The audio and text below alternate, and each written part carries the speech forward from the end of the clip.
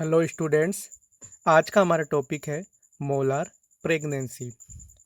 ये जो molar pregnancy condition है ये जेस्टेशनल ट्रोफोब्लास्टिक डिजीज़ की ग्रुप में आता है। Gestational related to pregnancy and trophoblastic related to placenta, यानी कि जो ट्रोफोब्लास्टिक सेल्स होती हैं। तो ये कंडीशन किससे रिलेटेड है? प्लेसेंटा से रिलेटेड है।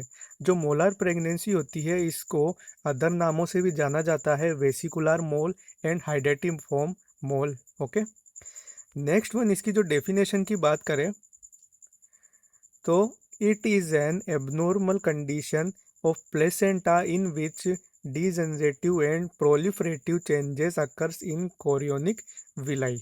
जैसा कि मैंने आपको बोला, ये कंडीशन किससे रिलेटेड है? प्लेसेंटा से रिलेटेड है, या उसकी एक एबनॉर्मल कंडीशन है जिसमें क्या प्रॉब्लम देखने को मिलती है? जो कोरियोनिक विलाई है उसमें डीजनरेटिव और प्रोलिफरेटिव चेंजेस देखने को मिलते हैं। यानी कि जब प्लेसेंटा अपने अर्ली स्टेज में होती है, यानी जो यंग प्लेसेंटा होती है अर्ली वीक में प्रेगनेंसी के, उस टाइम क्या होता है, जो कोरियोनिक विलाई होती है उसमें एक तो डीजनरेशन होने लग जाता है, दूसरा जो सेल्स उनमें प्रोलिफरेशन होने लग जाता है। प्रोलिफरेशन का मतलब क्या होता है?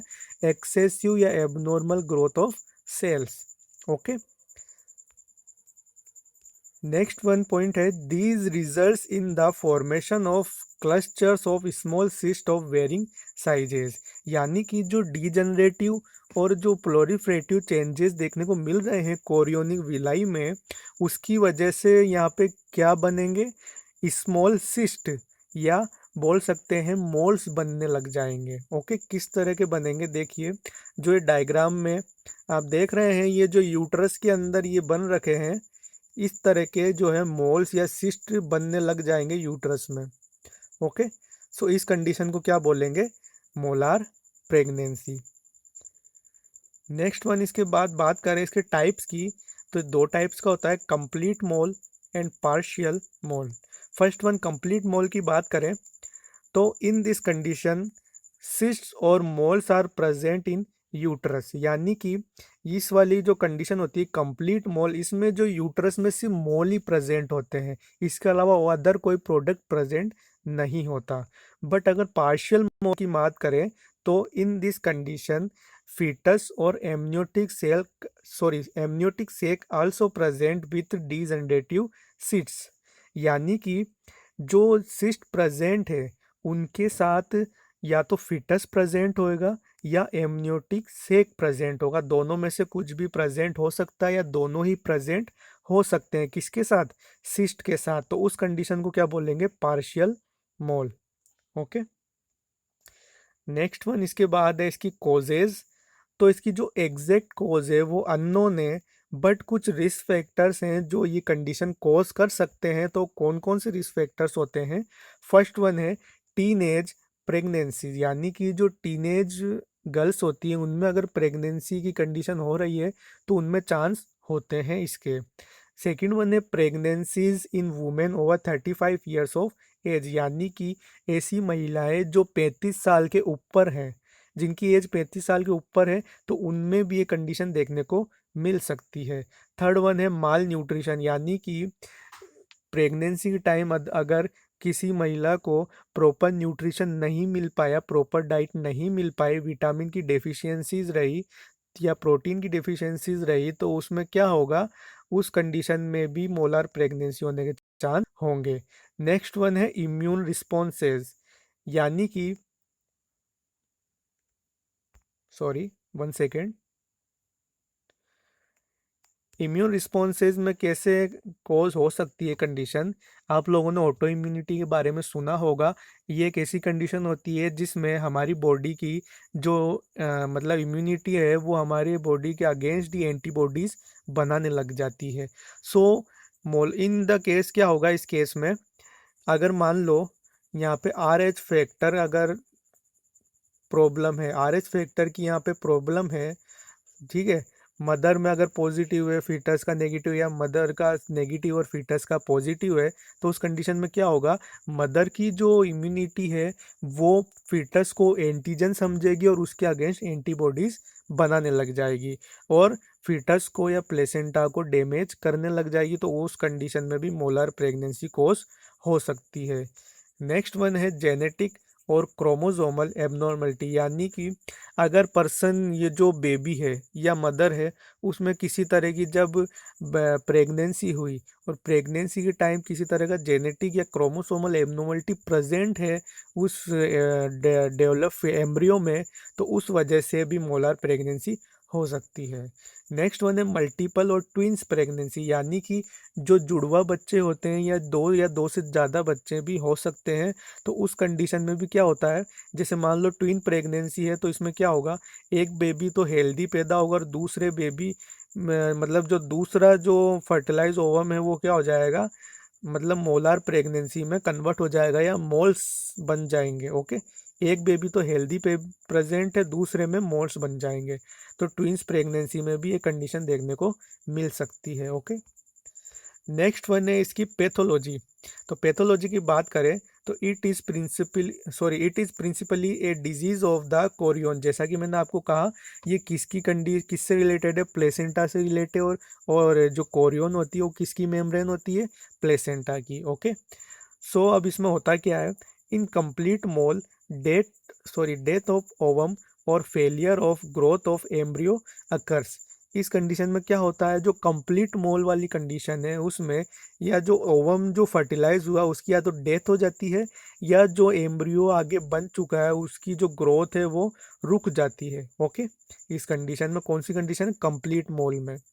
नेक्स्ट वन, इसमें क्या रिजल्ट होगा कि जो the secretions and fluid from maternal side accumulates inside the villi which results in distension of villi to form small vesicles और सिस्ट। कहने का मतलब ये है कि जो कंप्लीट मोल कंडीशन है उसमें फीटस तो डेथ हो गई, ठीक है। अब जो वहाँ पे कोरियोनिक विलाई है, उन कोरियोनिक विलाई में जो मेटरनल साइड से जो फ्लूइड आ रहा है, जो ब्लड आ रहा है, वो क्या होगा, इन वेसिकल्स के अंदर ही एक्यूमुलेट होने लग जाएगा, यहाँ पर ही जमा होने लग जाएगा। कहाँ पे, कोरियोनिक विलाई में। जिसकी वजह से क्या कंडीशन देखने को मिलेगी, ये जो कोरियोनिक विलाई है इनमें डिस्टेंशन हो जाएगा, यानी कि एडिमा कंडीशन हो जाएगी, जिस वजह से ये कोरियोनिक विलाई किस में कन्वर्ट हो जाएगी, सिस्ट में। यानी इस तरह के सिस्ट बन जाएंगे किसमें, कोरियोनिक विलाई में। और क्यों बन रहे हैं, क्योंकि जो मेटरनल साइड से फ्लूइड आ रहा है वो इनके अंदर एक्यूमुलेट होता जा रहा है। ओके, सो ये इसकी पैथोलॉजी है, इस तरह से यहाँ पे मोल्स या सिस्ट बनते हैं। नेक्स्ट वन, इसके बाद बात करें इसके क्लिनिकल फीचर्स की, तो फर्स्ट वन है एबनॉर्मल वेजाइनल ब्लीडिंग, यानी मदर में एबनॉर्मल ब्लीडिंग देखने को मिलेगी, सॉरी। नेक्स्ट वन है लोअर एब्डोमिनल पेन, मदर में जो मतलब लोअर साइड है वहाँ पे पेन होगा। नेक्स्ट वन है हाइपर इमेसिस ग्रेविडेरम, यानी एक्सेसिव वोमिटिंग की कंडीशन भी यहाँ प्रेजेंट रहेगी। नेक्स्ट वन है pre eclampsia. Pre eclampsia condition में क्या होता है, तीन मेनली साइन देखने को मिलते हैं, बीपी इंक्रीज हो जाता है, प्रोटीन यूरिया की शिकायत रहती है और एडीमाई कंडीशन रहती है, तो ये भी यहाँ पे देखने को मिलेंगे। ओके, नेक्स्ट वन है absence of foetal parts and foetal heart sound. दिखती सी बात है, जैसा मैंने आपको बताया, जो कंप्लीट मोल कंडीशन है या पार्शियल मोल भी हो, तो दोनों कंडीशन में क्या होता है, कंप्लीट मोल में तो फीटस प्रेजेंट ही नहीं है, पार्शियल मोल में क्या होता है, फीटस की जो ग्रोथ रुक जाती है और डेथ हो जाती है। तो उस कंडीशन में क्या होगा, एक तो फीटल पार्ट्स जो है वो एब्सेंट रहेंगे, पाल्पेट नहीं हो पाएंगे जब डायग्नोसिस करेंगे, तो दूसरा जो फीटल हार्ट साउंड है वो भी प्रेजेंट नहीं रहेगा। ओके, नेक्स्ट वन है expulsion of grape like vesicles पर वेजाइनम।